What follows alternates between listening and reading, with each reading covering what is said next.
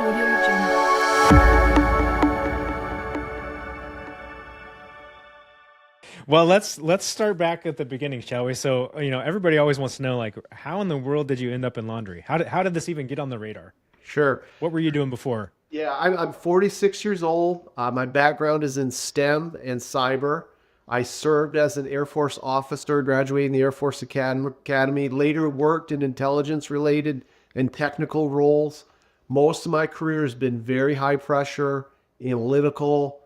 structured. Last few years, though, as I had sold my company in cybersecurity and cloud and started to work as a W 2, if you will, for corporate America, it really started to make me rethink everything professionally and personally. Went through a divorce, went through career instability, layoffs, period Hmm. where I had to ask myself, like, what am I actually building? What's tangible? What is lasting of all this work I've done? So I was researching. I, met with my therapist. We were talking about all the great things I'd done for the country. We said, what have you done for your community? What could you do Hmm. to really give back? And that really stuck with me. And we thought about it. We talked about it quite a bit.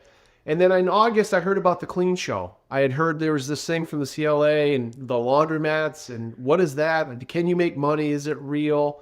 So I just decided I'll take a shot. I bought an airplane ticket, bought a ticket to the Clean Show. I didn't know anyone there. I didn't know anything about laundry, barely knew how to spell it. And I just got on the plane and went down and started making a ton of friends and learned a ton about the industry, continued to learn, reached out to others in the community. People were very helpful. CLA members were helpful. And everything just kind of came together. And I decided that's the route I want to try and go. I thought Operation Laundry would be a great spot to start based on my background with what I've been through.